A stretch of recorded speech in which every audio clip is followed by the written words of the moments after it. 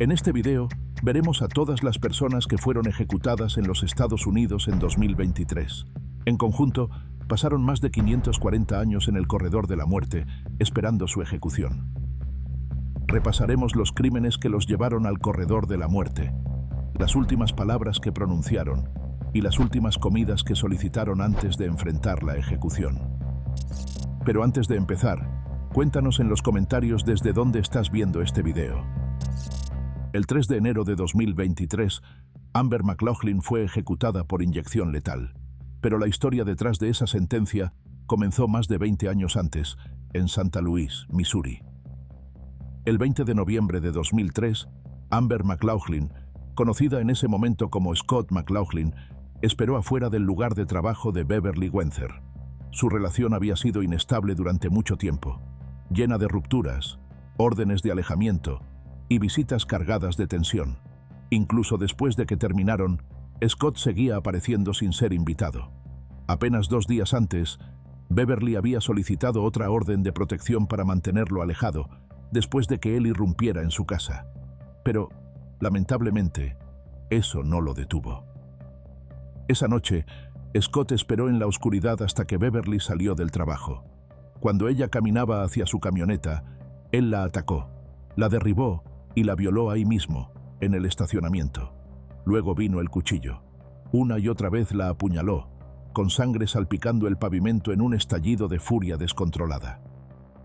Cuando terminó, arrastró el cuerpo de Beverly hasta su auto y se marchó. Su plan era arrojarla al río, pero la maleza espesa a la orilla se lo impidió. Así que la dejó allí, entre los arbustos, apenas escondida, y volvió al coche. Pero una de las llantas se había ponchado, así que no llegó muy lejos. En vez de eso, se acostó y durmió dentro del vehículo, a unos pocos metros del río y del cuerpo sin vida de Beverly. Al día siguiente, Scott intentó borrar lo ocurrido limpiando el interior del coche con cloro, pero el cloro no elimina la culpa, y esa tarde ya lo estaba consumiendo. Empezó a desmoronarse, entrando en pánico con cada hora que pasaba. Finalmente, le pidió a alguien que lo llevara a un hospital en Santa Charles, diciendo que necesitaba medicación, pero ya era demasiado tarde. La policía lo estaba esperando. En cuanto Scott cruzó la puerta del hospital, los agentes se le acercaron y lo arrestaron. Acusado de asesinato en primer grado, violación forzada y uso de arma para cometer un delito, el juicio de Scott se llevó a cabo en 2006. El jurado lo declaró culpable, pero al llegar el momento de decidir entre pena de muerte o cadena perpetua, no lograron ponerse de acuerdo. En Missouri, cuando eso ocurre, el juez puede intervenir, y eso fue lo que hizo. El juez sentenció a Scott a muerte. Mientras estaba en el corredor de la muerte, Scott inició su transición de hombre a mujer y comenzó a usar el nombre Amber. Años más tarde, se convirtió en la primera persona abiertamente transgénero ejecutada en Estados Unidos. Pasó 16 años en el corredor de la muerte. Para su última comida, Amber pidió una hamburguesa con queso, papas fritas, una malteada de fresa y M&M's de maní. Su declaración final fue sencilla: "Lo siento por lo que hice. Soy una persona amorosa y compasiva". El 3 de enero de 2023, el Estado ejecutó su sentencia mediante inyección letal en Missouri. Fue declarada muerta a las 6:51. Amber McLaughlin tenía 49 años. Ese crimen fue simplemente cruel. Y eso fue solo el comienzo. Continuemos con la siguiente ejecución, programada apenas una semana después. ¿Qué fue lo que hizo? La noche del 9 de noviembre de 1994, en Atascocita, Texas, Farah Fratta cenó con su exesposo y expolicía, Robert, y con sus hijos. Desde fuera, parecía una noche normal. Solo 2 padres separados haciendo lo posible por mantener la rutina por el bien de sus hijos. Después de comer, Robert dejó a los 2 más pequeños en la guardería de la iglesia y llevó al mayor a su clase de catecismo. Mientras tanto, Farah tenía una cita para cortarse el cabello. Regresó a casa poco después, estacionando su auto en el garaje mientras caía la noche sobre el vecindario. Pero nunca llegó a entrar. Justo al salir de su auto, Un hombre emergió de las sombras y disparó 2 veces. Las balas le dieron en la cabeza. Farah cayó al lado de su auto y murió ahí mismo, sin alcanzar a ver quién había apretado el gatillo. El tirador era Howard Guidry, de 18 años, un asesino a sueldo. Saltó a un auto de escape conducido por Joseph Pristash. Pero quien había ideado todo, quien movió las piezas desde el principio, fue Robert Fratta, un exagente de seguridad pública. Durante meses, Robert se había desahogado con cualquiera que quisiera escucharlo: amigos, compañeros del gimnasio, colegas del trabajo, diciendo que quería ver a su esposa muerta. No soportaba el divorcio. Odiaba haber perdido la custodia de sus 3 hijos. Y eventualmente, no solo lo dijo, lo hizo realidad. Y pagó para que sucediera. Al principio, la policía no tenía mucho con qué trabajar. No había pruebas sólidas. Robert se mostró frío tras el asesinato de Farah, pero eso no era suficiente para arrestarlo. El caso se estancó, hasta que meses después, Howard fue capturado durante un robo bancario y llevaba un arma que coincidía con la usada en el asesinato de Farah. Eso lo cambió todo. Poco después, la novia del conductor del coche de escape se presentó a declarar, y la verdad se desmoronó rápidamente. Tanto Joseph como Howard confesaron, pero no dijeron que fuera un crimen aleatorio. Sus historias apuntaban a una sola persona: Robert. Él le había prometido a Howard $1,000 por cometer el asesinato, y a Joseph le ofreció aún más, $2,000 y una Jeep, solo por ayudar a poner en marcha el plan. Robert fue arrestado a principios de 1995 y acusado de asesinato capital. En el juicio de 1996, el jurado no necesitó mucho tiempo para decidir: culpable. Fue condenado a muerte. Howard Guidry y Joseph Pristash también recibieron la pena de muerte, pero hasta el momento no se ha fijado fecha de ejecución y ambos siguen en el corredor de la muerte. El 10 de enero de 2023, después de 14 años en el corredor de la muerte, Robert fue conducido a la cámara de ejecución en la unidad de Huntsville. Rechazó hacer una declaración final y no se le permitió escoger una última comida especial. Comió lo mismo que los demás prisioneros ese día. Tras la administración de los fármacos, fue declarado muerto a las 7:49. Robert Fratta tenía 65 años. Y apenas 2 días después, otro recluso enfrentó el mismo destino. Pero, ¿qué fue lo que hizo? El 18 de octubre de 2003, en DePew, Oklahoma, Scott Eisenberg irrumpió en la casa frente a la de su exnovia con un objetivo claro: esperar a que ella regresara. Estaba furioso con Kathy Biggs por haber alertado a la policía sobre una violación de una orden de protección y quería venganza, pero la casa que eligió no permaneció vacía por mucho tiempo. AJ y Patsy Cantrell, la pareja de ancianos que vivía allí, regresaron a casa y entraron directamente en una pesadilla. Scott los estaba esperando, armado con la escopeta que les pertenecía.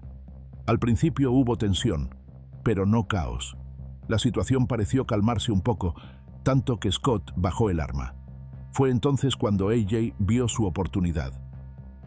AJ se lanzó hacia la escopeta, la disparó y alcanzó a Scott en la mano.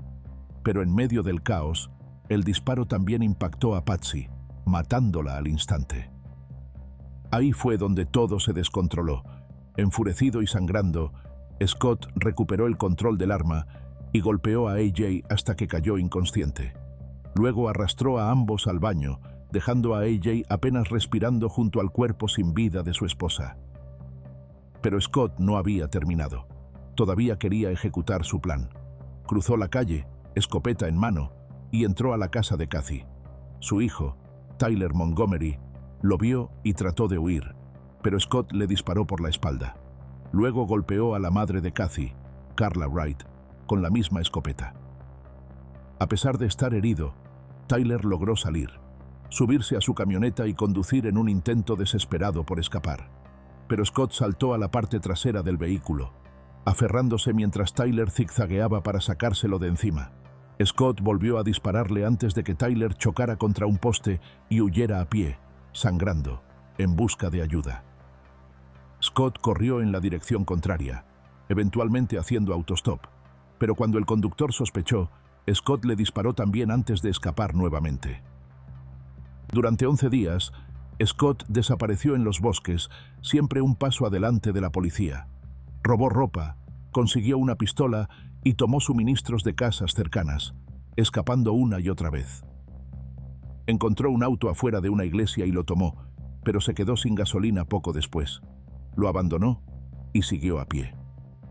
Fue entonces cuando el doctor Sam Peebles y su esposa Susan lo vieron en la carretera y le ofrecieron un aventón.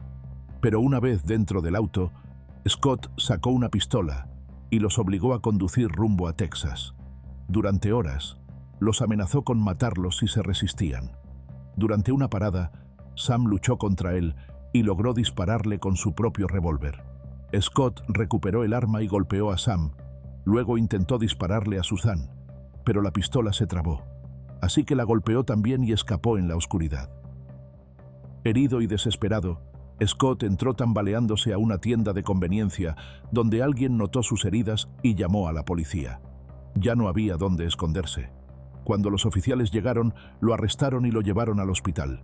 Después de recuperarse, fue enviado de vuelta a Oklahoma para enfrentar a la justicia.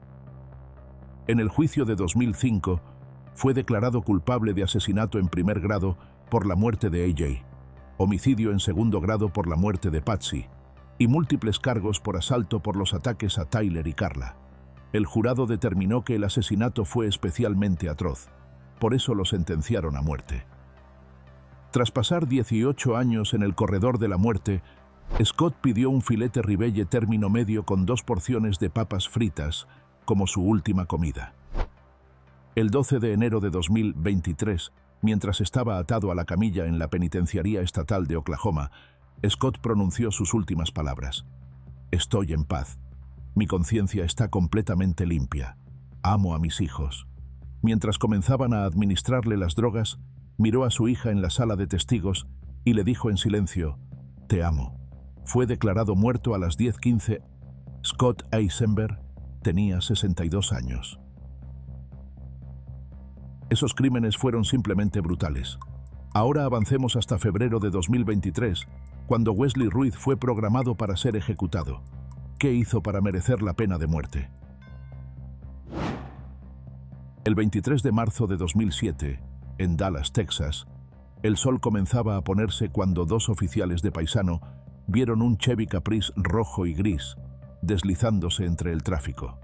El coche tenía llantas cromadas y vidrios polarizados oscuros, justo como el vehículo descrito en un boletín reciente de homicidio. Fue entonces cuando sus instintos se activaron, pero no encendieron las luces aún. Llamaron a refuerzos y comenzaron a seguir el coche mientras se salía de la autopista hacia West Dallas. El cabo Mark Nix fue un de los oficiales que respondió al llamado. Se colocó detrás del Caprice, con las luces de emergencia encendidas y la cámara del tablero grabando. Por un segundo, pareció que el conductor iba a detenerse, pero de repente, los neumáticos chillaron y el coche aceleró, desapareciendo en la noche. Mark pisó el acelerador. Lo que había comenzado como una parada de rutina se había convertido en una persecución a alta velocidad y Mark no pensaba retroceder. Luego, el conductor del Chevy perdió el control. El coche golpeó fuerte un borde de la acera, giró y se deslizó hacia atrás por una pendiente poco profunda, hasta detenerse a pocos metros de una cerca metálica. Mark no dudó. Se detuvo justo detrás, parachoques con parachoques, y saltó del coche. Llevaba su pistola en una mano y la porra en la otra, pero al llegar al lado del pasajero, dejó caer la pistola al suelo para liberar ambas manos. Levantó la porra y comenzó a golpear, una y otra vez, hasta que una pequeña abertura se formó en el vidrio polarizado. Y fue entonces cuando llegó el disparo. Atravesó la ventana trasera y la bala impactó en la placa de Mark. El metal se rompió y una astilla afilada le atravesó el pecho, cortándole la arteria carótida. Cayó al suelo sin emitir un solo sonido. Detrás de él, los oficiales gritaron y abrieron fuego en respuesta mientras Mark yacía en el suelo. Lo arrastraron a un lugar seguro, llamaron al equipo SWAT, pero ya era demasiado tarde. Cuando el tiroteo terminó, se acercaron al coche. El hombre al volante era Wesley Ruiz. Estaba inconsciente, desplomado, sangrando. En su mano aún sujetaba la pistola que había acabado con la vida de Mark. No había nadie más en el vehículo. Wesley fue arrestado en el acto y acusado de asesinato capital.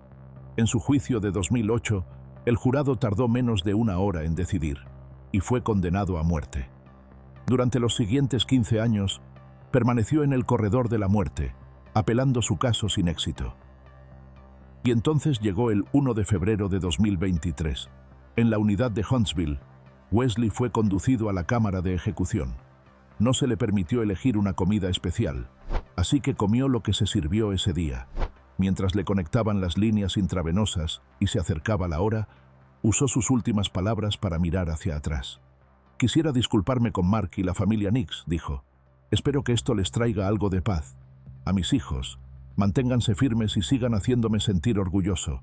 No se preocupen por mí. Estaré bien». A las 6:41, Wesley Ruiz fue declarado muerto.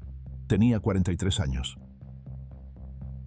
Y menos de una semana después, ya estaba programada la siguiente ejecución.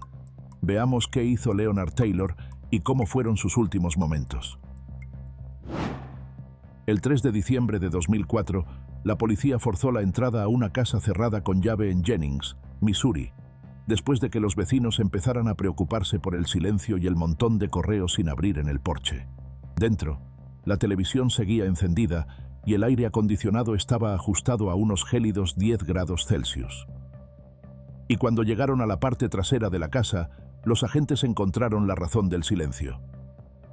Allí mismo estaban los 4 cuerpos: Angela Rowe y sus 3 hijos, Alexus, de 10 años, Acrella, de 6, y el pequeño Tyrese, de apenas 5 años.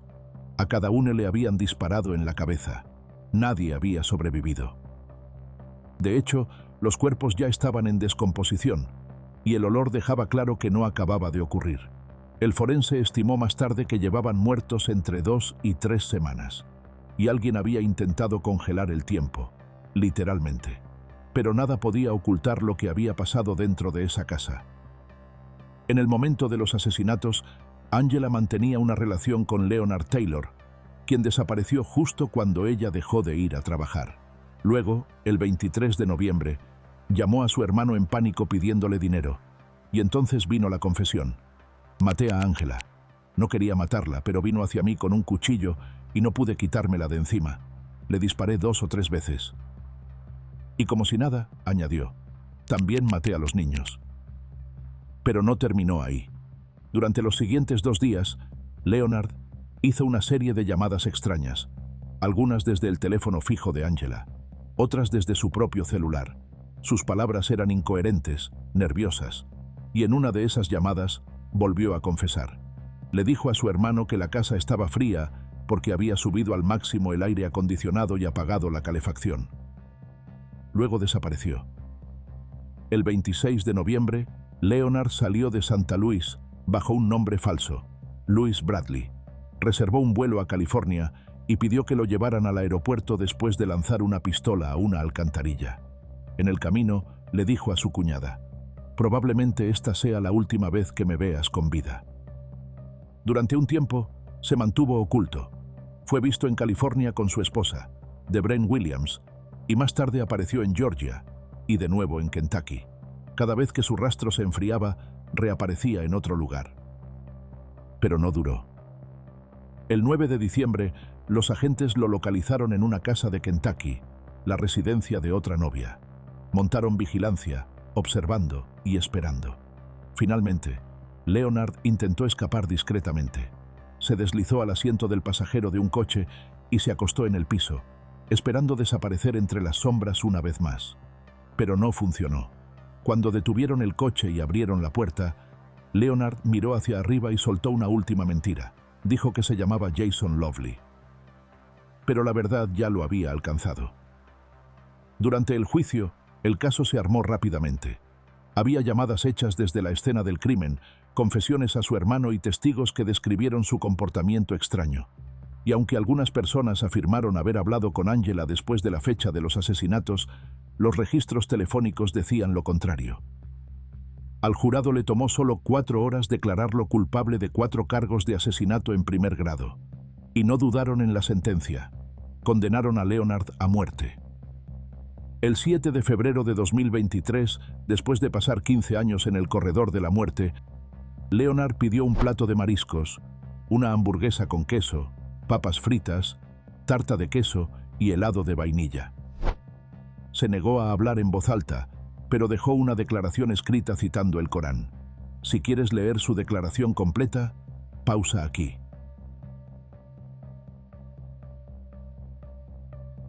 Fue declarado muerto a las 6:16. Leonard Taylor tenía 59 años. La cámara de ejecución no permaneció en silencio por mucho tiempo. Apenas 24 horas después, ya estaba en marcha otra ejecución. Pero ¿quién fue el siguiente? ¿Y qué hizo para terminar allí? En una noche tranquila de 1998, John Valentine regresó a una casa que alguna vez llamó hogar, una dirección en amarillo que había compartido con su exnovia, Misty Keylor. Se deslizó dentro mientras todos dormían. En la casa había 3 adolescentes. A 2 de ellos ni siquiera los conocía. El tercero era el hermano menor de Misty, un joven que ya había dejado claro que no aprobaba a John. Incluso lo había amenazado antes, diciéndole que lo mataría por cómo trataba a su hermana. Pero no se trataba solo del comportamiento, era también por el color de piel. John era negro y Misty era blanca, y su hermano no escondía lo que pensaba al respecto. John no fue a hablar, llevaba una pistola, y mientras los chicos dormían, sin saber lo que venía, levantó el arma y apretó el gatillo. Un tras otro, Edward Keylor, de 17 años, y Kai Brooke Geyer y Steven Watson, ambos de 15 años, fueron ejecutados con disparos en la cabeza, sin siquiera tener tiempo de despertarse. Y al amanecer, 3 adolescentes estaban muertos. John tenía 30 años en ese momento y no negó lo que había hecho, confesó. En abril de 1999, un jurado lo declaró culpable de asesinato capital y lo condenó a muerte. Durante los siguientes 24 años, su equipo de defensa argumentó que el juicio estuvo empapado de prejuicio racial. Desde la selección del jurado hasta los alegatos finales. Alegaron que la vida de John podría haberse salvado si el proceso hubiera sido justo, pero los tribunales nunca estuvieron de acuerdo. El 8 de febrero de 2023, John fue inmovilizado en la camilla dentro de la unidad de Huntsville, en Texas. No se le permitió elegir una comida final especial y comió lo mismo que los demás presos.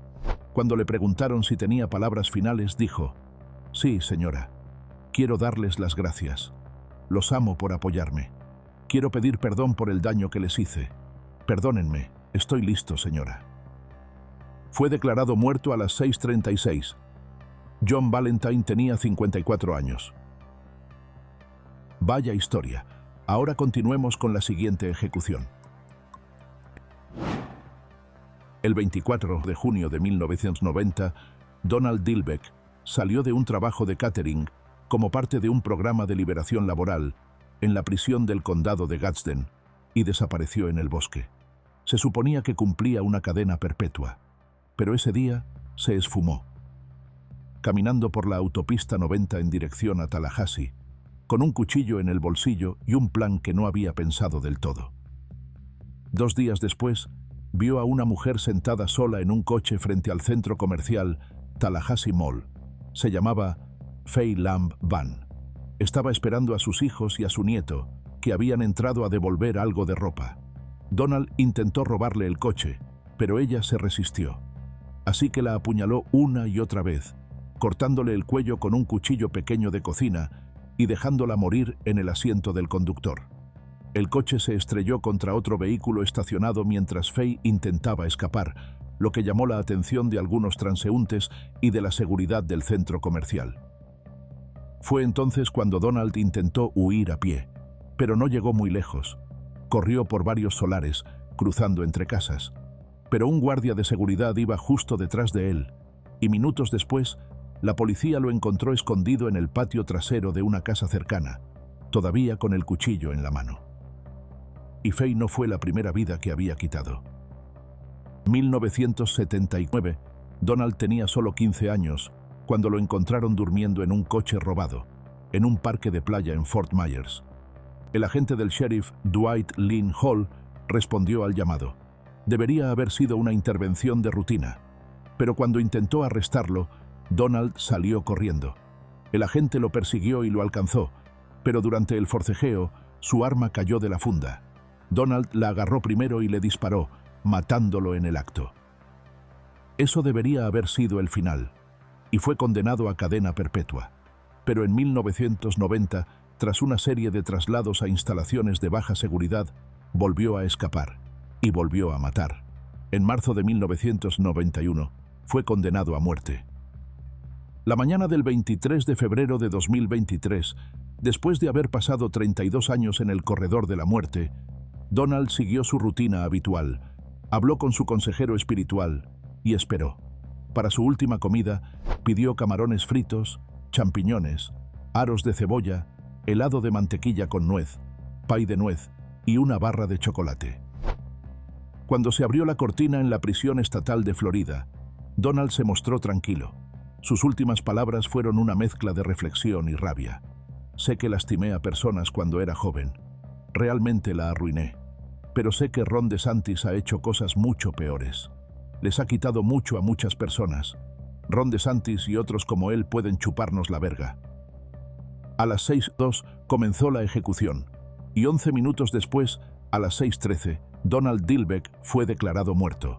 Tenía 59 años. Mientras un caso llegaba a su fin, otro ya avanzaba hacia el mismo destino, solo 2 semanas después. Pero, ¿qué ocurrió? El 21 de septiembre de 2009, Gary Green se sentó solo en su apartamento en Texas, mirando 2 cartas escritas a mano. Eran de su esposa, Lovetta Armstead. Las palabras eran calmadas pero firmes. Le decía que todo había terminado y que debía mudarse, que lo amaba, pero era hora de hacer lo mejor para ella y sus hijos. Pero Gary no se fue. Tomó un bolígrafo y escribió su propia respuesta, solo que su carta no estaba llena de tristeza. Estaba empapada de furia. En ella advirtió que 5 personas morirían esa noche: Lovetta, sus 3 hijos y él mismo. Entonces agarró los cuchillos. Comenzó con Jasmine, de 10 años. Estaba en su habitación cuando él la ató y le tapó la boca con cinta adhesiva.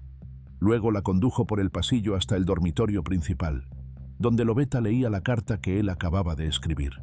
Fue entonces cuando todo se desmoronó. Lo que ocurrió después se prolongó por más de 1 hora. Apuñaló a Lovetta una y otra vez, más de 25 veces, hasta que su cuerpo dejó de resistirse. Luego volvió con Jasmine, la arrastró al baño, llenó la tina y la sostuvo bajo el agua.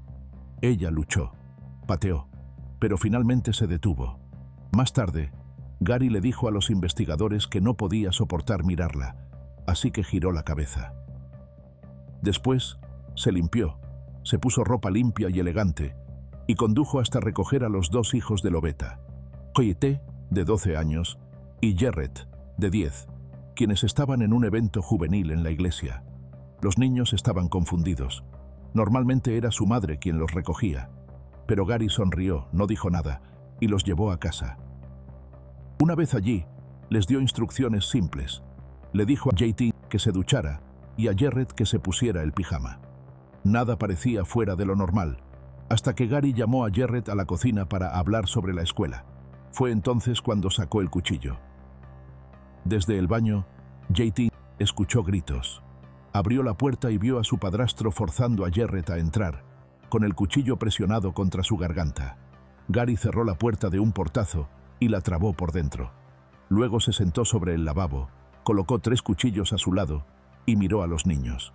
Con calma, les preguntó por qué no debería matarlos también.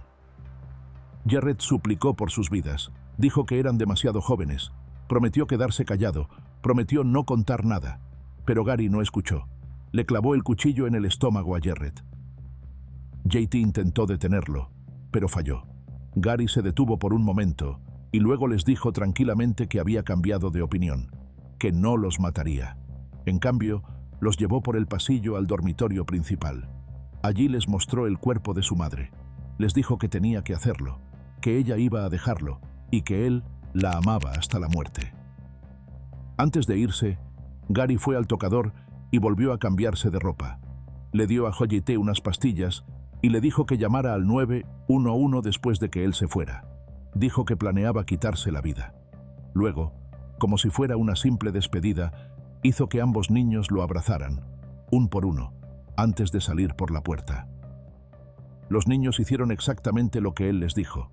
Llamaron al 911 y luego corrieron de la casa, golpeando la puerta de un vecino, gritando que su madre y su hermana habían sido asesinadas. La policía llegó en minutos, y lo que encontraron adentro fue puro caos. Había sangre por todas partes y se recogieron 4 cuchillos de distintos lugares de la casa. Uno metido debajo de un cojín del sofá, otro bajo el microondas, y los demás esparcidos en la cocina. En el dormitorio, 2 cartas descansaban una al lado de la otra sobre la cama. Una era de Lobeta, la carta de despedida para Gary. La otra era su respuesta, donde detallaba su plan. «Querías ver al monstruo, aquí está», decía. «Hoy se tomarán 5 vidas, yo siendo la 5ª». Pero Gary no cumplió con esa última parte. A las 2:15 de la madrugada, solo unas horas después de los asesinatos, se presentó en una subestación de policía cercana, acompañado por su madre y su hermano. Les contó todo a los oficiales, cómo escuchaba voces, cómo creía que su esposa y los niños estaban conspirando contra él. Pensaba que si los mataba a todos, se reunirían en el cielo. En el juicio, no había lugar para la duda. Los miembros del jurado vieron la confesión grabada, leyeron las cartas, escucharon el testimonio de los niños que sobrevivieron. Y en noviembre de 2010, Gary Green fue declarado culpable de asesinato capital y condenado a muerte. Pasó los siguientes 13 años en el corredor de la muerte.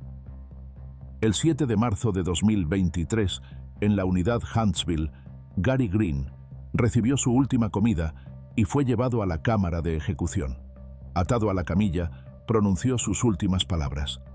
«No le quité la vida a una, sino a 2 personas que todos amábamos, y tuve que vivir con eso mientras estuve aquí. Les pido que me perdonen, no por mí, sino por ustedes. Tienen que perdonarme para sanar y seguir adelante». Fue declarado muerto a las 7:07. Gary Green tenía 52 años. Los guardias no tuvieron mucho tiempo para descansar, ya que el siguiente reo ya esperaba su turno solo 2 días después. ¿Pero qué hizo él? El 20 de junio de 1992, dentro de una pequeña casa de ladrillo en Brownstone Lane, 6 personas esperaban, algunas nerviosas, otras tranquilas. El plan se suponía que sería simple: intercambiar unos cuantos kilos de cocaína por dinero rápido, y luego todos se iban. Pero los 3 hombres que cruzaron esa puerta no tenían ninguna intención de pagar. Arthur Brown Jr. entró primero. Marion Dudley y Tony Danson lo siguieron de cerca. No tocaron, no preguntaron. Llegaron armados, decididos y sin piedad. En cuanto estuvieron dentro, sacaron las armas. Ataron a todos, boca abajo en el suelo. Nadie sabía aún hasta dónde llegaría aquello, pero los hombres que irrumpieron en esa casa no habían venido a dejar testigos. Entonces comenzó el tiroteo, rápido, frío, estilo ejecución. Un tras otro, recibieron disparos en la cabeza. Cuando los disparos se detuvieron, 4 personas estaban muertas: José Tobar, Frank Farías, Audrey Brown y Jessica Quiñones, de solo 19 años y con 7 meses de embarazo.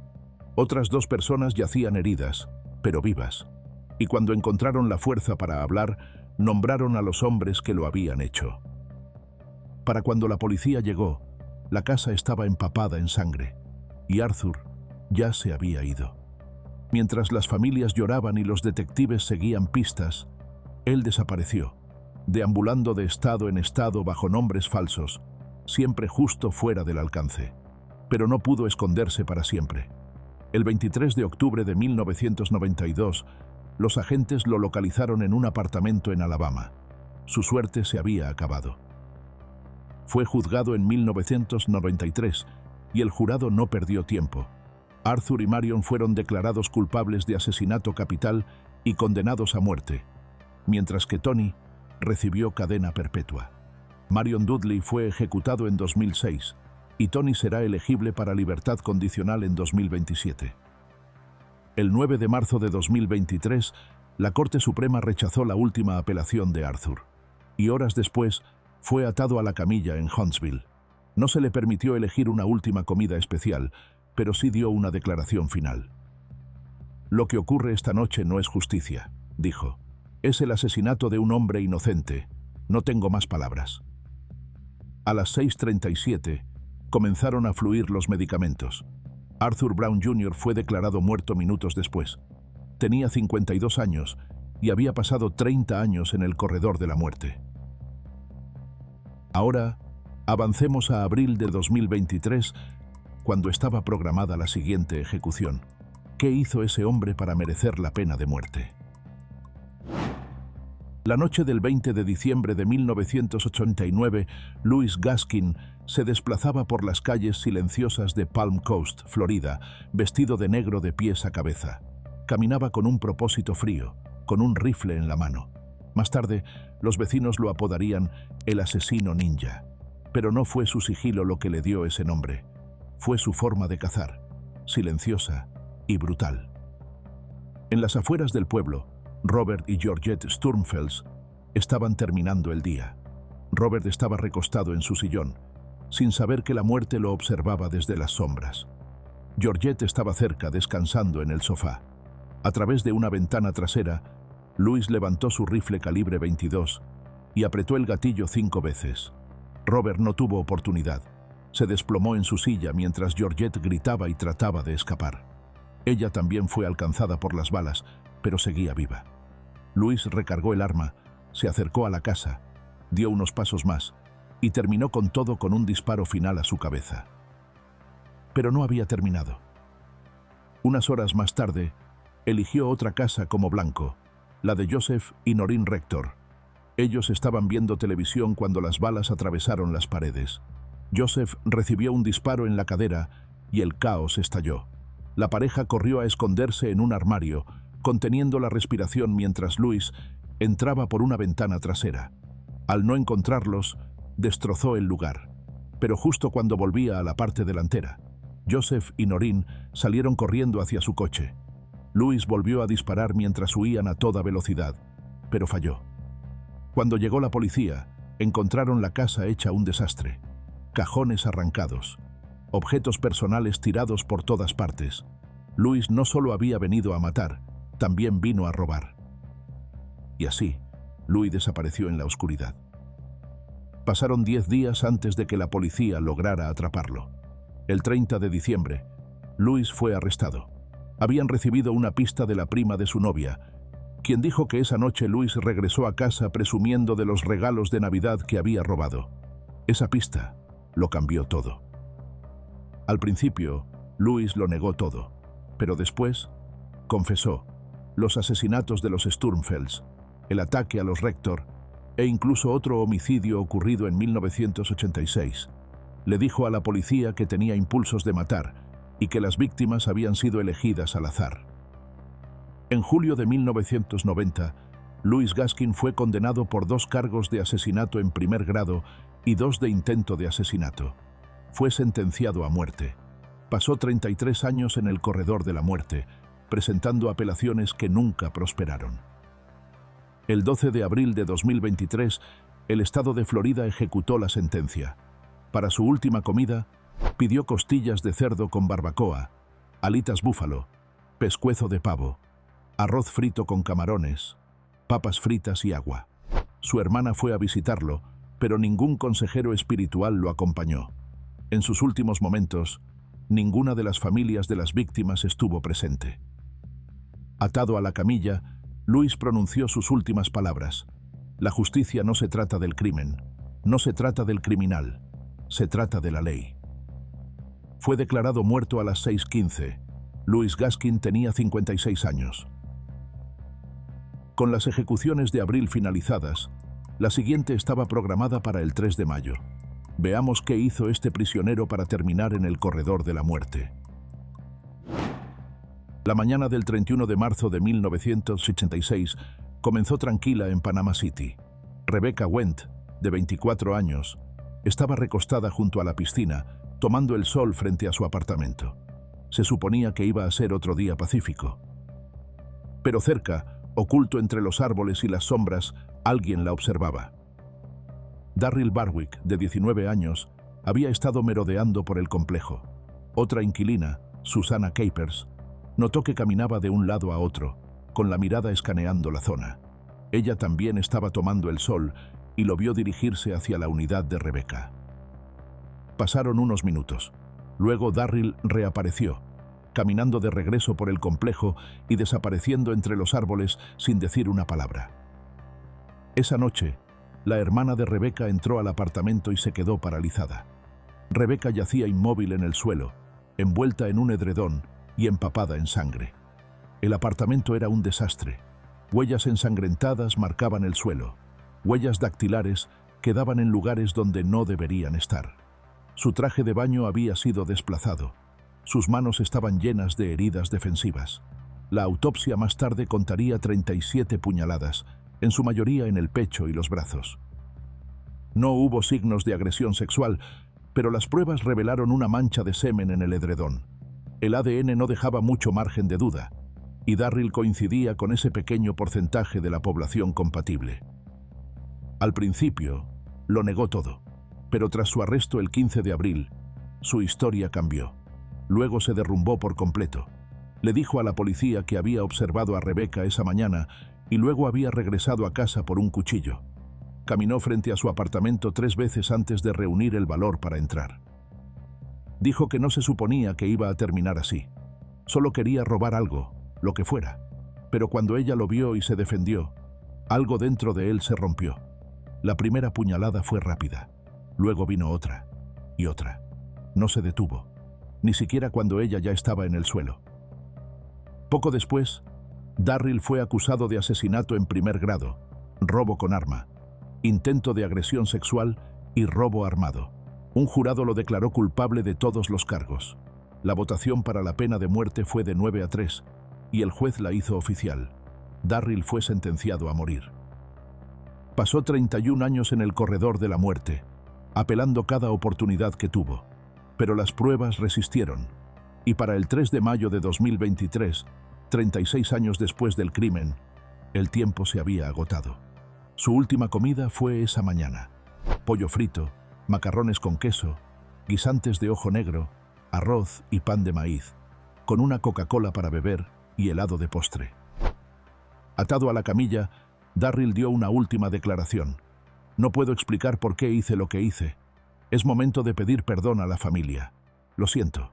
Luego dirigió su atención al sistema de justicia penal de Florida, pidiendo más compasión y criticando las condenas de por vida para adolescentes, ya que él solo tenía 19 años cuando cometió el crimen. A las 6:02, el sedante entró en su torrente sanguíneo. Cerró los ojos, y momentos después, el alcaide verificó los signos vitales. A las 6:14, Darryl Barwick fue declarado muerto. Tenía 56 años. Y si crees que esto fue impactante, espera a escuchar lo que hizo el siguiente hombre. El 22 de junio del año 2000, Michael Tisius cruzó la puerta principal de la cárcel del condado de Randolph con una pistola calibre 22 escondida en la cintura. Ya había estado ahí antes, primero como recluso de corto plazo y luego como visitante, introduciendo bienes de contrabando para su antiguo compañero de celda. Ese hombre, Roy Vance, le había llenado la cabeza con historias, fantasías sobre planes de escape y promesas de lealtad, una especie de hermandad que Michael nunca había tenido en su infancia. Para un chico solitario, criado entre negligencia e invisibilidad, eso se sentía como propósito. El plan había comenzado como susurros tras las rejas, pero ahora se volvía real. Apenas unos días después de su liberación, Michael estaba de regreso. Pero esta vez no se trataba de favores. Se trataba de liberar a Roy. Tracy Bullington, la novia de Roy, iba al volante esa noche. Los dos, Dieron vueltas durante horas antes del ataque, con un casete sonando en bucle la canción Momurda. Y la letra no era solo ruido de fondo, era gasolina. En un momento, Michael le dijo a Tracy que planeaba entrar en una lluvia de gloria. Ella pensó que solo hablaba duro, pero no, lo decía en serio. A las 12:15 de la madrugada llegaron. Michael tocó el timbre. Los guardias lo conocían y le abrieron sin hacer preguntas. Ya dentro de la sala de control, fingió normalidad. Charló con los oficiales Jason Acton y Leon Egley sobre la vida, sobre estar libre de nuevo. Casi parecía una visita de rutina. Pero afuera, Tracy vio el momento exacto en que todo cambió. La pistola apareció, colgando junto a su pierna. Ella no dijo una palabra. Michael tampoco. Levantó el arma y apretó el gatillo, disparando a Jason directamente en la frente. Leon intentó buscar ayuda, estaba desarmado, pero Michael se dio vuelta y volvió a disparar. Jason murió al instante. Leon cayó al suelo, herido y sangrando, luchando por seguir vivo. Michael intentó abrir la celda de Roy con un manojo de llaves, pero el pánico lo hizo torpe. No podía descifrar cuál era. Mientras buscaba otro juego, el caos estalló detrás de él. Leon, aún con vida, se arrastró y logró agarrar la pierna de Tracy. Ella gritó. Michael se giró y levantó el arma otra vez. Se escucharon 5 disparos más, 3 en la frente de Leon, Juan en el hombro, y el último lo dejó agonizando en el suelo. Cuando llegaron los refuerzos, ya era demasiado tarde. Leon había muerto. Michael y Tracy huyeron, cruzaron las fronteras estatales, tiraron las llaves de la cárcel y lanzaron el arma desde un puente, intentando cubrir sus huellas. Pero no llegaron lejos. El coche se averió cerca de Santa Joseph y la policía ya estaba cerrando el cerco. Cuando los capturaron, Michael no se guardó nada. Confesó, tanto por escrito como en persona. No negó haber disparado, pero insistió en que no lo había planeado. Aseguró que no fue algo que pensara hacer, pero el jurado no le creyó. En 2001, Michael fue condenado a muerte por los asesinatos de ambos oficiales. Tenía 19 años cuando cometió los crímenes. En cuanto a Tracy y Roy, tampoco se libraron. Ambos recibieron 2 cadenas perpetuas consecutivas por su participación. Roy finalmente admitió que fue él quien ideó el plan, que manipuló a Michael para que hiciera lo peor. Pero ya era tarde. El daño estaba hecho. Y para Michael, eso no cambió nada. Pasó los siguientes 22 años en el corredor de la muerte. El 6 de junio de 2023, en la prisión de Bonne Terre, Michael pidió como última comida 2 hamburguesas con queso y tocino, papas curly, papas fritas regulares y un batido de chocolate. En sus últimas palabras escritas, dijo que realmente intentó convertirse en una mejor persona. Realmente traté de dar tanto como pude a tantos como pude. Traté de perdonar a otros como deseo ser perdonado. A las 6:10 fue declarado muerto. Michael Tisius tenía 42 años.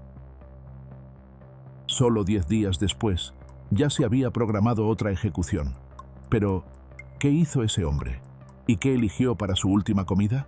Vamos a verlo. El 24 de marzo de 1984, en Delray Beach, Florida, Karen Slattery, de 14 años, estaba trabajando como niñera. Llamó a su madre por última vez, justo antes de las 10 de la noche, una llamada de rutina. Todo parecía estar en orden.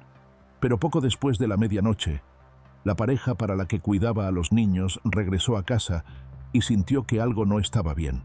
Las luces estaban apagadas, la televisión en silencio, y Karen no salió a saludarlos como siempre hacía. Llamaron a la policía de inmediato. Dentro de la casa, los oficiales encontraron el cuerpo de Karen. Había sido apuñalada varias veces, agredida sexualmente y dejada allí en completo silencio. Alguien había cortado la malla de una ventana del dormitorio para entrar, y una huella ensangrentada era todo lo que el asesino dejó atrás. Nadie sabía a quién pertenecía, y nadie podía explicar por qué. 2 meses después, el 29 de mayo de 1984, otra mujer fue hallada asesinada en su propia casa, Georgiana Warden, de 38 años. Alguien la había violado y luego la golpeó en la cabeza con un martillo. El crimen fue brutal, calculado, y una vez más, nadie sabía quién lo había cometido. Eso cambió al día siguiente. La policía arrestó a Dwayne Owen, un vagabundo que ya estaba en su radar por una serie de robos. Al principio lo negó todo, pero una vez que le pusieron las esposas y lo encerraron, su historia cambió. Dwayne empezó a hablar, no solo sobre robos y peleas, sino también sobre los asesinatos. Les describió todo a los detectives, con frialdad y detalle. Incluso explicó cómo se desnudó durante los crímenes para no dejar ninguna evidencia. Y su huella coincidía con la encontrada junto al cuerpo de Karen. Para los tribunales, eso era todo lo que necesitaban. En el juicio, en junio de 1984, Dwayne fue declarado culpable 2 veces y sentenciado a muerte en ambos casos. Además, recibió 3 cadenas perpetuas por otros crímenes violentos que él mismo confesó. Aún así, sus apelaciones legales se extendieron durante décadas. Pasó 38 años en el corredor de la muerte, casi 4 décadas de escritos legales, suspensiones y demoras. Pero eventualmente, el tiempo se acabó. El 16 de junio de 2023, Dwayne se despertó a las 7 de la mañana. No recibió visitas ese día. A las 9:45 le sirvieron su última comida. Había pedido una hamburguesa con queso y tocino sin pan, aros de cebolla, helado de cereza, fresas y un batido de vainilla. Lo acompañó con café. Cuando le preguntaron si tenía alguna última palabra, simplemente dijo, no. Ni siquiera ofreció una disculpa. A las 6:14 de la tarde fue declarado muerto. Dwayne Owen tenía 62 años.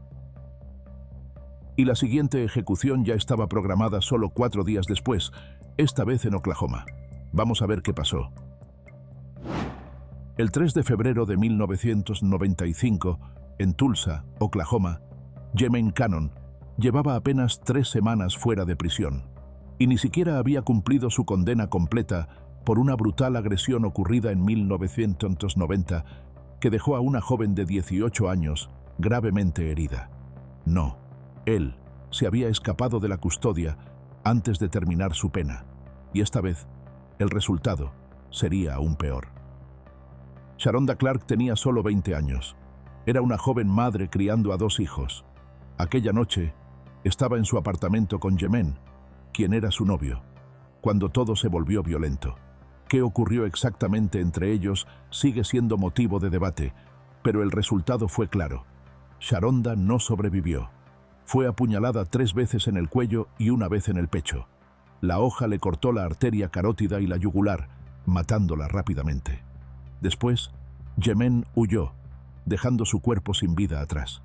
Pasó más de un día antes de que la policía la encontrara.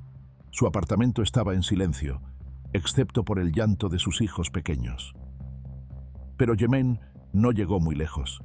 De hecho, fue él quien llamó a la policía. Ofreció una versión de los hechos que mantendría durante años, que Sharonda lo atacó primero, que él solo reaccionó en defensa propia y que de algún modo ella cayó sobre el cuchillo. Repitió esa misma versión a su madre, intentando que pareciera un accidente trágico. Pero la escena contaba otra historia. Había señales claras de una pelea violenta, objetos rotos, pertenencias esparcidas, y no había evidencia de que Sharonda hubiera sostenido un arma. Las pruebas no lo respaldaban.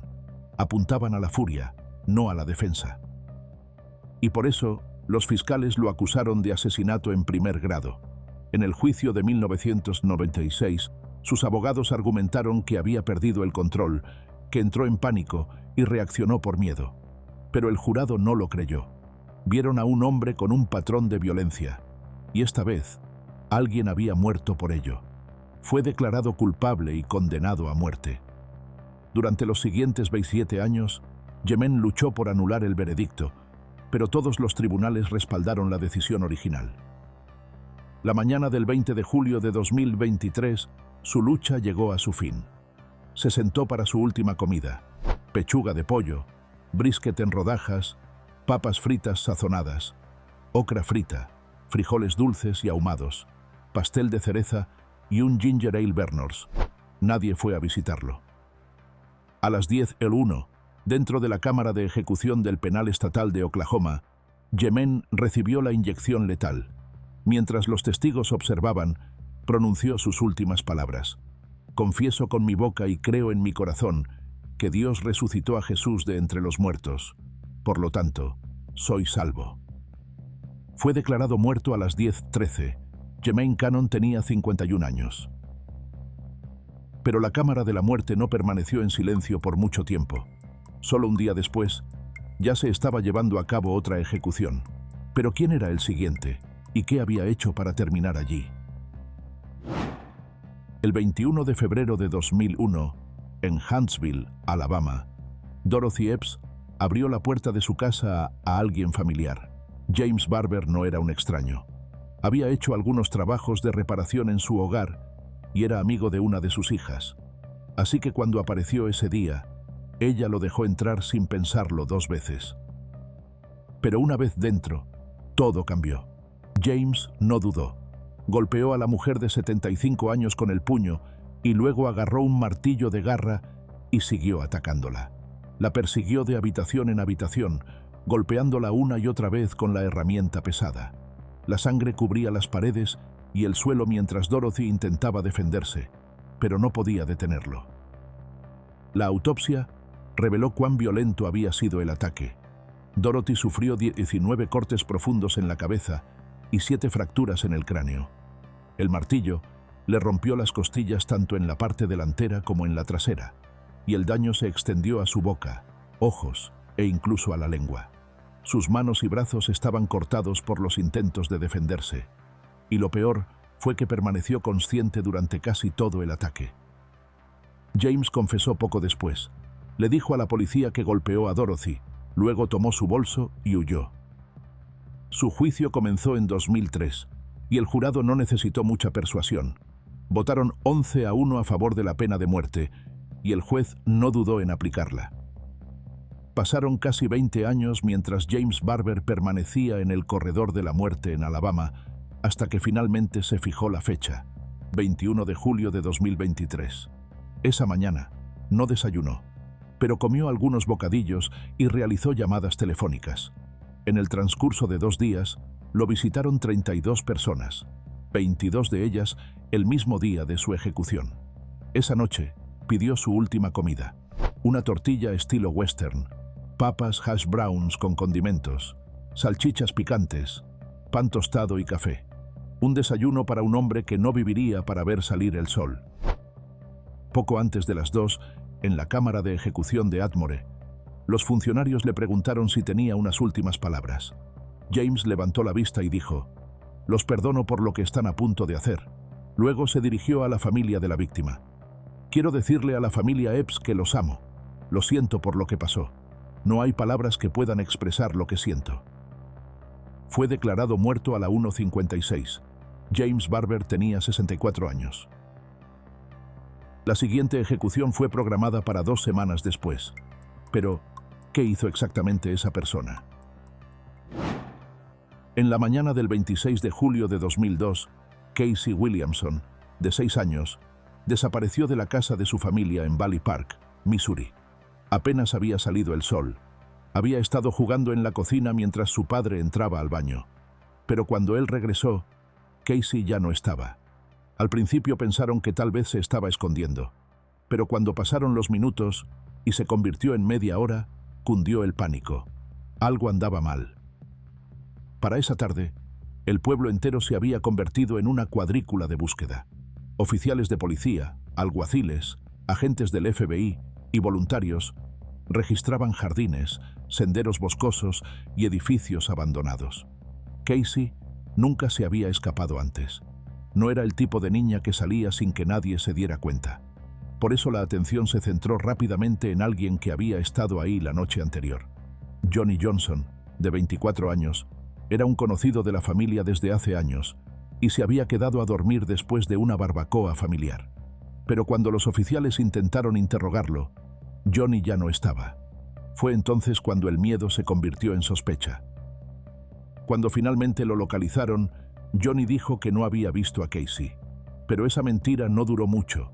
Poco a poco, la verdad salió a la luz. Admitió que la había atraído a una fábrica de vidrio abandonada, no muy lejos de su casa. Dijo que intentó violarla. y cuando ella se resistió, tomó una piedra y le aplastó el cráneo. Casey murió allí, en un pozo frío y oscuro a menos de 1 kilómetro de donde vivía. Un de los voluntarios que la buscaban hizo el desgarrador hallazgo. Johnny apenas llevaba 6 meses fuera de un hospital psiquiátrico. Sus abogados alegaron que sufría de esquizofrenia y que no podía distinguir entre el bien y el mal. Pero la fiscalía presentó otro panorama. Señalaron cómo mintió a la policía, intentó ocultar lo que había hecho y evitó ser capturado. Este no era un hombre perdido en un delirio, argumentaron. Era un hombre que sabía exactamente lo que estaba haciendo y lo hizo de todos modos. En 2005, un jurado lo declaró culpable de asesinato en primer grado y fue condenado a muerte. Recibió además 3 cadenas perpetuas adicionales por intento de violación, secuestro y acción criminal armada. El 1 de agosto de 2023, en la prisión de Bonne Terre, Johnny hizo su pedido para la última comida: una hamburguesa con tocino y queso, papas rizadas y un batido de fresa. Antes de la ejecución, escribió una nota breve: Dios los bendiga. Perdona a las personas y a la familia que herí. Pero eso no fue todo. En una afirmación extraña, dijo al personal que era un vampiro y advirtió que el diablo destruiría el mundo si lo mataban. A las 6:33, después de pasar 18 años en el corredor de la muerte, fue declarado muerto. Johnny Allen Johnson tenía 45 años. Ahora continuemos, ya que solo 2 días después se llevó a cabo la siguiente ejecución en Florida.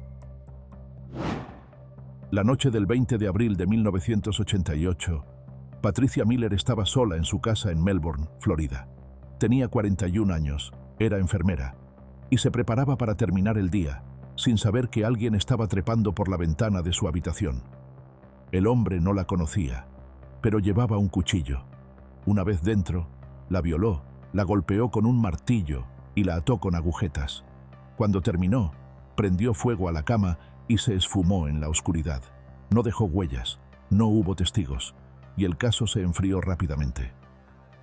Permaneció así durante 9 años, hasta que el mismo hombre estranguló a su exesposa, Linda Barnes, en West Melbourne, una ciudad cercana. Ella había solicitado una orden de restricción en su contra, pero a él no le importó. La estranguló, metió su cuerpo en un closet y permaneció en su casa como si nada, hasta que los agentes lo encontraron al día siguiente. Ni siquiera intentó huir. Lo arrestaron en el acto y más tarde fue condenado a cadena perpetua sin derecho a libertad condicional. Su nombre era James Barnes. En 2005, ya varios años dentro de prisión, James se convirtió al Islam y durante el Ramadán dijo que quería limpiar su conciencia. Escribió una carta confesando el asesinato de Patricia. No solo una admisión vaga, sino un relato detallado que coincidía con información que solo el asesino podía saber. No fingió que era por redención. Dijo que Patricia tenía que morir porque no quería dejar testigos. El ADN ya lo había vinculado años antes, pero él se había mantenido en silencio. Ahora, según dijo, estaba listo para enfrentar las consecuencias. Renunció al juicio conjurado y actuó como su propio abogado. En la corte se declaró culpable de asesinato en primer grado, allanamiento, 2 cargos de agresión sexual y de incendio provocado. El 13 de diciembre de 2007, el juez lo condenó a muerte. En los años siguientes, James atrajo la atención pública. En 2010, fue entrevistado para el documental On Death Row de Werner Herzog. Y no mucho después, James le envió una carta a Herzog confesando 2 asesinatos más, los de Chester Wetmore y Brenda Fletcher, ambos casos sin resolver. Minera, un adolescente fugitivo. La otra, una mujer adicta a las drogas sin familia. James dio detalles espeluznantes de los crímenes, pero la policía nunca presentó cargos y los casos permanecen abiertos. El 22 de junio de 2023, el gobernador de Florida, Ron DeSantis, firmó la orden de ejecución de James, y James no se opuso. En la corte, le dijo al juez que no apelaría y que aceptaba el resultado. Incluso su propia hermana estuvo de acuerdo con la sentencia, diciendo: «Tal vez así podamos dormir en paz». En sus últimos días, James rechazó todas las visitas Se negó a pedir una última comida especial y no pronunció ninguna palabra final antes de que comenzara la inyección letal. El 3 de agosto de 2023, tras pasar 16 años en el corredor de la muerte, fue declarado muerto a las 6:13. James Barnes tenía 61 años. Mientras un caso llegaba a su fin, otro ya avanzaba hacia el mismo destino. Pero, ¿qué ocurrió? Antes de que saliera el sol el 20 de diciembre de 1996, Julie Busken desapareció del complejo de apartamentos donde vivía en Norman, Oklahoma. Acababa de regresar después de llevar a una amiga al aeropuerto y planeaba volver a casa, en Arkansas, para celebrar su graduación universitaria, pero nunca logró salir del estacionamiento. Testigos más tarde le dijeron a la policía que escucharon un grito, seguido por un hombre gritando: «¡Cállate y súbete al auto!». Esa misma tarde, un pescador hizo un descubrimiento macabro en el lago Stanley Draper. El cuerpo de Julie yacía en la orilla. Había sido violada, brutalmente golpeada, y recibió un disparo en la cabeza. Tenía solo 21 años. 21 años. Era bailarina de ballet, y su vida fue arrebatada antes siquiera de comenzar. Durante años, el caso quedó frío. Los detectives siguieron pistas. Compararon ADN con una larga lista de sospechosos, pero cada vez llegaban a un callejón sin salida. Hasta que, en 2004, finalmente hubo un avance. Los avances en tecnología forense permitieron vincular el ADN encontrado en la ropa interior de Julie con Anthony Sánchez, un ladrón convicto que ya estaba cumpliendo condena en prisión. En el momento del crimen, Anthony tenía solo 18 años, pero no confesó. Y aún con la coincidencia de ADN, la evidencia balística y las huellas de zapatos Nike, insistió en su historia. Él era inocente. Sus abogados señalaron problemas de salud mental y argumentaron que su juicio estaba nublado. Pero el jurado no lo vio así. En 2006, lo declararon culpable de violación, sodomía y asesinato en primer grado, y lo condenaron a muerte. En los años siguientes, Anthony siguió luchando. Cambió su historia, afirmando desde el corredor de la muerte que había sido su propio padre quien cometió el asesinato. Pero su padre ya se había quitado la vida, así que esa afirmación no pudo comprobarse. Dijo que el ADN era incorrecto, que el sistema le falló, pero tribunal tras tribunal apuntaba a la misma evidencia, y ninguna de sus apelaciones tuvo éxito.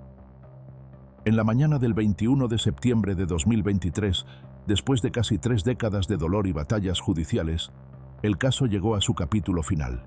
Anthony eligió como última comida bistec empanizado, ocra frita, puré de papas con salsa, un panecillo, té dulce y pastel de manzana con helado de vainilla. A las 10:08 se le administró la primera dosis de la inyección letal.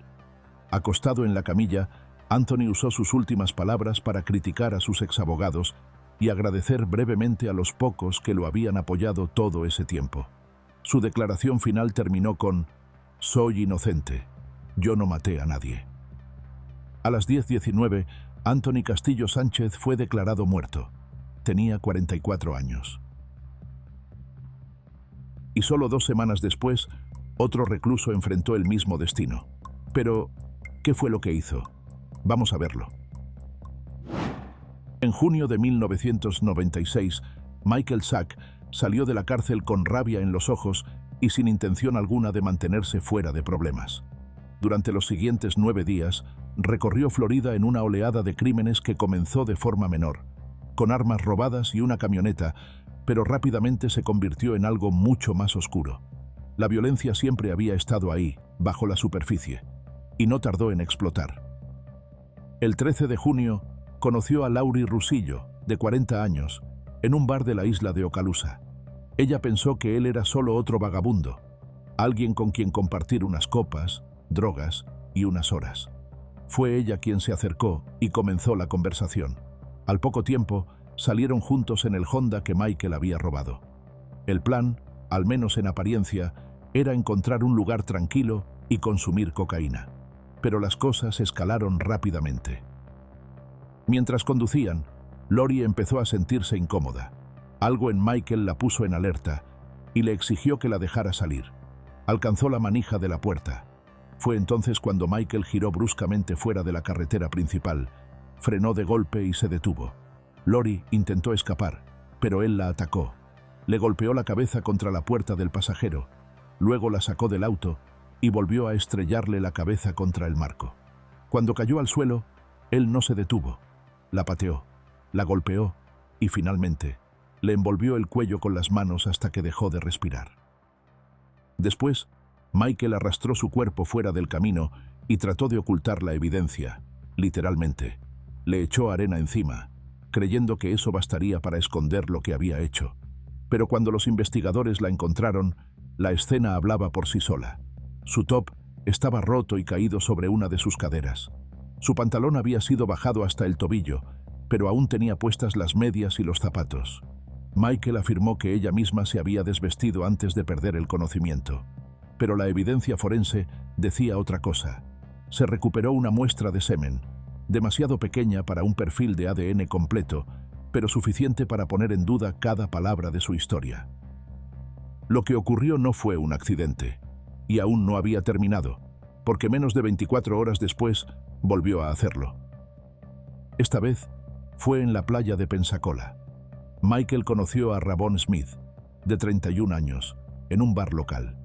Bebieron juntos, fumaron marihuana, y cuando ella lo invitó a su casa, él aceptó. Pero lo que comenzó como una reunión informal se convirtió en algo completamente distinto. Una vez dentro de la casa, Michael la golpeó con una botella, la arrastró al suelo, la violó y luego la apuñaló 4 veces en el pecho con un cuchillo para ostras. Cuando terminó, saqueó la casa, tomó lo que pudo cargar y desapareció. 3 días después, la policía lo encontró escondido en una casa abandonada en Panama City. No ofreció resistencia. De hecho, confesó, abierta y casi fríamente. Les habló sobre Lori, sobre Ravon, sobre los robos y las mentiras. Incluso habló de su pasado. Mencionó abusos y abandono. Y cómo, cuando tenía solo 11 años, vio morir a su madre tras ser apuñalada por su hermanastra de 16 años. Ese trauma lo marcó para siempre. Su defensa se apoyó fuertemente en esa historia: síndrome alcohólico fetal, inestabilidad de por vida y enfermedad mental no tratada. Pero nada de eso borraba la brutalidad de lo que había hecho. En 1997, un jurado lo declaró culpable del asesinato de Ravon y fue condenado a muerte. Pasó los siguientes 26 años en el corredor de la muerte. Durante ese tiempo, conoció a su esposa estando en prisión y se casó con ella. El 3 de octubre de 2023, Michael rechazó una comida especial. Se reunió con su esposa y con su consejero espiritual. Y cuando le preguntaron si tenía unas últimas palabras, miró a los testigos y simplemente dijo: «Los amo a todos». A las 6:14, Michael Sack fue declarado muerto. Tenía 54 años. Ahora continuemos con el siguiente caso. El 4 de octubre del año 2000, afuera de un centro comercial en Plano, Texas, Jedidiah Murphy esperaba con una pistola en la mano y un plan en mente. Observaba mientras Bertie Cunningham, una mujer de 80 años, regresaba a su auto, sin imaginar que esa salida de compras sería lo último que haría en vida. Jedidiah se acercó y la obligó a subir al coche a punta de pistola. Luego tomó el volante y condujo como si nada estuviera mal, pero la pesadilla apenas comenzaba. En algún punto del camino, empujó a Bertie al maletero y le disparó, pero no se detuvo ahí. En lugar de huir o esconder la evidencia, pasó horas al volante con el cuerpo de Bertie en la parte trasera, conduciendo como si nada hubiera ocurrido. Incluso se detuvo a recoger a su sobrina y a 2 amigas de ella después de la escuela. Bertie agonizaba en el maletero mientras su asesino jugaba a ser el tío divertido. Usando el dinero que le robó de la cartera, les compró scooters eléctricos, hizo de chofer y siguió conduciendo. Pero eventualmente tuvo que deshacerse de Bertie, así que condujo hasta un arroyo poco profundo y la sacó del maletero. Aún estaba con vida cuando la arrojó al agua como si fuera basura y la dejó morir. Después se alejó del lugar, usando las tarjetas de crédito de Bertie para comprar alcohol, cerveza y cualquier cosa que se le antojara. Seguía bebiendo cuando la policía finalmente lo localizó. Y cuando lo hicieron, la evidencia estaba por todas partes. La sangre de Bertie, su coche, sus tarjetas de crédito, todo lo vinculaba directamente a él. En junio de 2001, el jurado no dudó. Lo declararon culpable de asesinato capital y le impusieron la pena de muerte. Pasó los siguientes 22 años tratando de anular esa condena, pero al final la sentencia se mantuvo. El 10 de octubre de 2023, irónicamente el Día Mundial contra la Pena de Muerte, Jedediah pasó sus últimas horas dentro de la unidad de Huntsville. Texas ya no ofrece una comida especial a los condenados a muerte, pero Jedediah eligió de entre el menú estándar: pollo al horno, arroz con queso, verduras, duraznos y una hamburguesa con queso. Cuando llegó el momento, lo llevaron a la cámara de ejecución y lo sujetaron a la camilla. A su lado, un asesor espiritual judío colocó una mano sobre su pecho, ofreciéndole consuelo en silencio. Las últimas palabras de Jedediah fueron tranquilas pero deliberadas. A la familia de la víctima, sinceramente les pido perdón por todo esto, dijo. Espero que esto, si es posible, les brinde algo de cierre. Luego, antes de que los fármacos comenzaran a recorrer sus venas, comenzó una larga recitación del Salmo 34, que terminó con la frase: «El Señor redime el alma de sus siervos, y no serán condenados los que en Él confían». Jedediah Murphy fue declarado muerto a las 10:15. Tenía 48 años. Bueno, eso fue impactante. Ahora, continuemos con la próxima ejecución. El 26 de abril de 1990, Brent Brewer y su novia, Christy Nystrom, vagaban por Amarillo, Texas, sin dinero y sin un lugar a donde ir. Semanas antes, Brent había sido dado de alta de un hospital estatal, después de que su abuela encontrara una nota de suicidio en su habitación. Luchaba con una depresión profunda, ansiedad severa y abuso de sustancias. Fue en ese hospital donde conoció a Christy, quien estaba allí en tratamiento por drogadicción. Juntos, no tenían nada, así que recurrieron a alguien que sí tenía algo. Esa tarde, se cruzaron con Robert Laminack afuera de su tienda de pisos, un hombre de 65 años que solo intentaba terminar su jornada laboral. Cuando le pidieron que los llevara al Ejército de Salvación, Robert aceptó sin dudarlo. Christy subió al asiento del pasajero, mientras Brent se acomodaba en la parte trasera de la camioneta de Robert. No habían recorrido mucho cuando Brent hizo su movimiento. En algún punto del camino, sacó una navaja tipo mariposa, y sin decir una sola palabra, se inclinó desde la parte trasera de la camioneta y clavó la hoja directamente en el cuello de Robert. Robert suplicó por su vida, intentando entregarle las llaves y la billetera a Brent mientras éste lo amenazaba, pero las heridas en la arteria carótida y la vena yugular fueron mortales. Perdió el conocimiento rápidamente y se desangró mientras Brent y Christy huían en su camioneta. La pareja tomó la billetera de Robert, que contenía $140, y se dirigió al apartamento de un amigo, donde se cambiaron la ropa ensangrentada.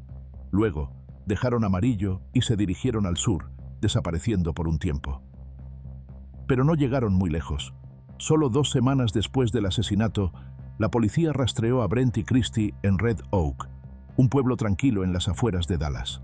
Ambos fueron arrestados, y en 1991, Brent fue declarado culpable de asesinato capital y sentenciado a muerte.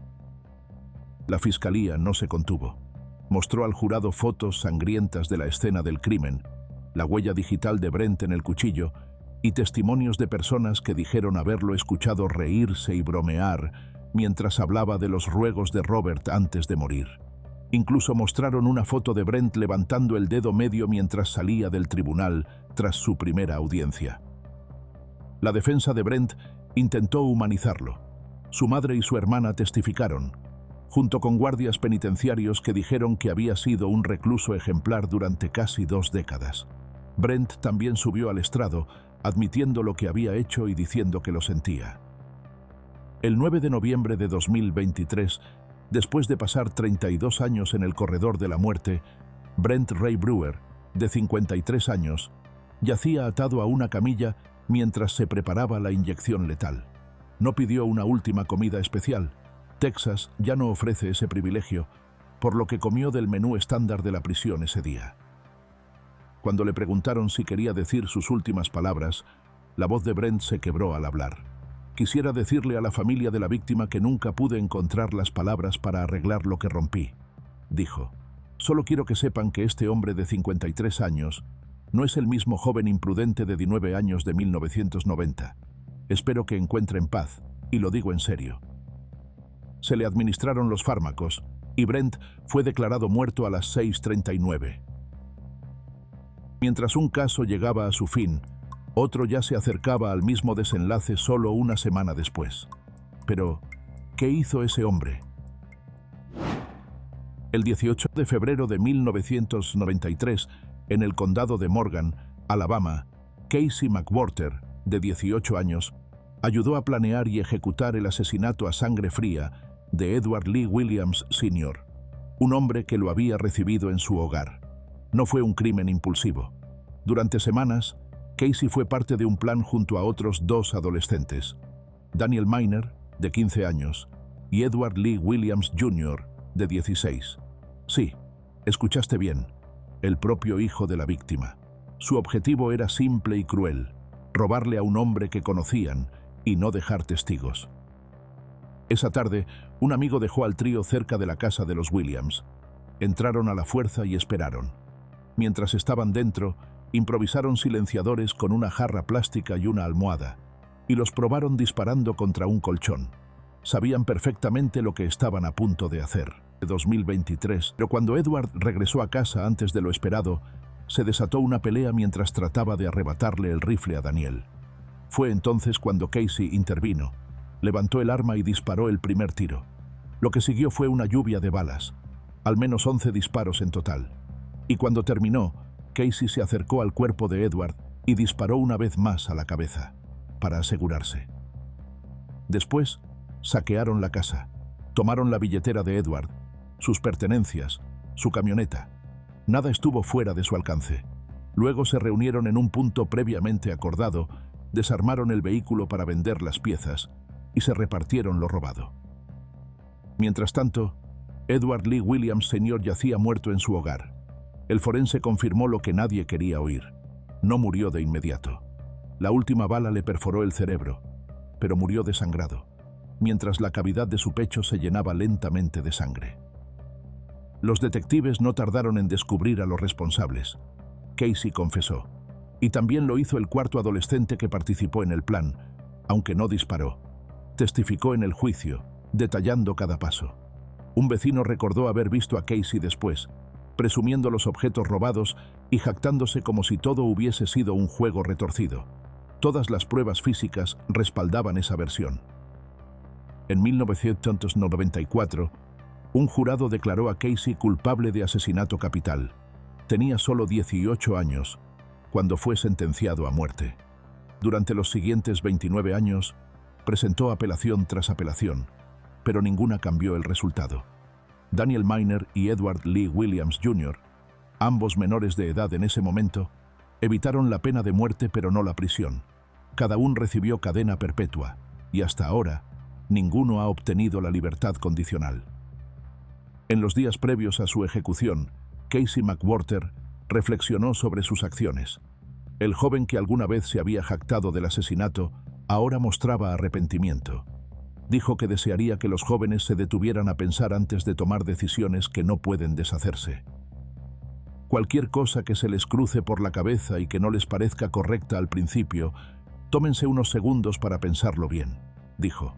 Porque una mala elección, un error estúpido, una decisión tonta puede cambiar tu vida y la de quienes amas para siempre. También habló de cuán desconectado se sentía antes sobre la realidad del corredor de la muerte. Sabía que existía la pena de muerte, pero no pensé que aplicara a mí. Pensé que era para alguien como Timothy McVeigh. No creí que alguien como yo entrara en esa categoría. Fue como recibir un batazo en la cara. El 16 de noviembre de 2023, en la prisión Holman, el Estado ejecutó su sentencia. Casey rechazó el desayuno y el almuerzo, y cuando llegó la hora de su última comida, solo pidió un refresco Sunkist de durazno y un puñado de chocolates Turtles. Ningún amigo ni familiar estuvo presente tras el vidrio en sus últimos momentos. Cuando le preguntaron si tenía últimas palabras, Casey pidió perdón a la familia de Edward, dijo que amaba a su madre, y luego dirigió su atención al alcaide. «Sé muy bien que un abusador habitual de mujeres está llevando a cabo este procedimiento», dijo con voz firme, mirando directamente al hombre que supervisaba su ejecución. A las 6:33 comenzó la administración de los fármacos. Su consejero espiritual se encontraba a su lado mientras Casey apretaba los puños y movía las piernas. A las 6:37 levantó la cabeza, jadeó una vez y se quedó inmóvil. Fue declarado muerto a las 6:56. Casey McWhorter tenía 49 años. ¿Qué opinas sobre este caso? ¿Crees que debió salvarse de la pena de muerte por tener solo 18 años en el momento del crimen? ¿Crees que podría haber cambiado su vida? Déjanos tu comentario. Ahora, continuemos con el siguiente caso. El 18 de noviembre de 2001, El Paso se sentía como un lugar seguro, hasta que dejó de serlo. Dentro de un Walmart lleno de gente, la pequeña Alexandra Flores, de 5 años, estaba junto a sus padres, atrapada en el bullicio navideño como cualquier otra niña de su edad. Pero en un abrir y cerrar de ojos, desapareció. Un segundo estaba ahí, y al siguiente, ya no. El pánico se propagó rápidamente. Se revisaron las cintas de vigilancia, se inspeccionaron los estacionamientos y se interrogó a los compradores. Pero Alexandra ya se había ido. Al amanecer, la búsqueda se convirtió en una pesadilla. A 16 millas de donde había desaparecido, un transeúnte hizo un macabro hallazgo en un callejón. El pequeño cuerpo de Alexandra, abandonado como si fuera basura. Había sido golpeada en la cabeza, estrangulada y quemada. Se encontró una bolsa de plástico sobre su rostro, y el médico forense confirmó lo que nadie quería escuchar. Esto había sido deliberado, violento y sin piedad. Alguien la había secuestrado, le había hecho daño y luego trató de borrar las pruebas. Pero los investigadores no tardaron en encontrar un sospechoso. Rápidamente centraron su atención en David Rentería, un hombre de 32 años con un pasado que exigía una investigación a fondo. Un guardia de seguridad del Walmart se presentó y recordó haber hablado con él ese día, mientras su camioneta estaba encendida afuera de la tienda. Las imágenes de vigilancia lo confirmaron. Mostraban a un hombre, vestido como David, saliendo de la mano con Alexandra. Luego llegó la evidencia. Se encontró sangre de Alexandra en la camioneta, y la bolsa de plástico sobre su rostro tenía una huella de palma clara, la de David. Y este no era el primer incidente con un niño. Ya era un delincuente sexual registrado, en libertad condicional por haber abusado de una niña de 8 años solo 2 años antes. Aún así, después de su arresto el 3 de diciembre, David intentó desviar la culpa. Alegó que el asesinato lo había cometido un pandillero llamado Flaco, alguien que supuestamente conoció en prisión, y que él solo había ayudado porque amenazaron a su familia. Dijo que era solo un intermediario, una víctima más. Pero los miembros del jurado no vieron una víctima. Vieron a un depredador que ya había mentido antes y que volvía a mentir. En 2003, un jurado declaró a David Rentería culpable de asesinato capital y lo condenó a muerte. El 16 de noviembre de 2023, tras pasar 15 años en el corredor de la muerte, David recibió su última comida. No se le permitió elegir una comida especial, así que comió lo que estaba en el menú ese día. Cuando el pentobarbital empezó a fluir a las 7 de la tarde, pronunció sus últimas palabras: «Lo siento por todos los males que he cometido, y para aquellos que han pedido mi muerte, quienes están a punto de asesinarme, los perdono», añadió. A las víctimas de la familia, no hay un solo día que pase sin que piense en aquel evento fatídico. Suplico su perdón. Fue declarado muerto a las 7:11. David Rentería tenía 54 años. Y con eso, llegamos al último reo ejecutado en 2023. Philip Hancock tenía solo 18 años cuando quitó su primera vida. Ocurrió a plena luz del día en un parque de Oklahoma City, con un grupo de adolescentes lo suficientemente cerca como para ver todo desarrollarse. La víctima fue Charles Lester Warren, un traficante local de 27 años con reputación de violento. Según Philip, Charles lo había estado golpeando por un anillo robado. Aquel día, dijo, fue simplemente el punto de quiebre. Philip sacó un rifle y abrió fuego. 5 balas alcanzaron a Charles, y otras 2 personas que estaban cerca también resultaron heridas en el caos. Un jurado escuchó los detalles y concluyó que no fue un asesinato a sangre fría, pero tampoco fue defensa propia. Lo calificaron como homicidio involuntario y le impusieron una condena de 4 años. Pero al final, Philip cumplió menos de 3. Durante casi 2 décadas logró mantenerse alejado de la prisión. Encontró trabajo, construyó una vida y se mantuvo en silencio. Pero los demonios que lo habían impulsado aquella primera vez no permanecieron enterrados, porque en abril de 2001 lo hizo de nuevo. Esa noche, en casa de Robert Jett, el ambiente se tornó oscuro rápidamente. Lo que empezó como una reunión cargada de drogas se transformó en algo mucho peor. Robert tenía 38 años y su amigo, James Lynch, 58. También estaba presente una mujer llamada Smokey Tarp, atrapada en medio de lo que sería una masacre. Philip afirmó que Robert sacó un arma tras una discusión sobre cigarrillos. Dijo que lo habían atraído allí, que fue una emboscada, y que Robert tenía una pistola y 2 cuchillos, y que lo atacó con una barra de metal. Incluso mencionó una jaula cerrada con llave en la sala, donde supuestamente intentaron encerrarlo. Ahí fue cuando empezó la lucha. Philip aseguró que logró arrebatarle el arma, girarla y disparar. Afirmó que fue en defensa propia, pero cuando todo terminó, tanto Robert como James estaban muertos, y su versión no era la única. Smokey le contó a los investigadores otra historia. Dijo que Philip persiguió a Robert hasta el patio trasero. Escuchó a Robert suplicar por su vida, y luego los disparos. Más tarde, la exnovia de Philip también dio su versión. Confesó haberle dicho a Robert y a James que se encargaran de Philip después de que él la confrontara por su consumo de drogas. Philip desapareció tras los asesinatos, y durante más de un año logró mantenerse fuera del radar, escondiéndose a plena vista. Pero en 2002 fue arrestado por cargos no relacionados de armas y drogas. Cuando su ADN ingresó al sistema, todo se vino abajo. La evidencia forense lo vinculó directamente con el doble homicidio y fue acusado de 2 cargos de asesinato en primer grado. En el juicio de 2004, Philip repitió la misma historia que le había funcionado en 1900. Defensa propia. Le dijo al jurado que temía por su vida, que no tuvo elección, pero esta vez la corte no le creyó. Los fiscales detallaron cómo Robert fue ejecutado afuera, en el patio, y cómo James fue encontrado muerto dentro de la casa. La historia ya no sonaba a supervivencia, sino a ejecución. El jurado no tardó en decidir y regresó con 2 sentencias de muerte. Y así comenzó la larga espera, una cuenta regresiva de 19 años en el corredor de la muerte. A las 11 de la mañana del 30 de noviembre de 2023, Philip fue conducido a la cámara de ejecución en la penitenciaría estatal de Oklahoma. Para su última comida, pidió un balde de piezas oscuras de KFC y una root beer. No tuvo visitas ese día. Usó sus últimas palabras para arremeter contra la fiscalía y, una vez más, insistir en que los asesinatos fueron actos de supervivencia. Son viles, dijo. Carecen de virtud. No tienen honor.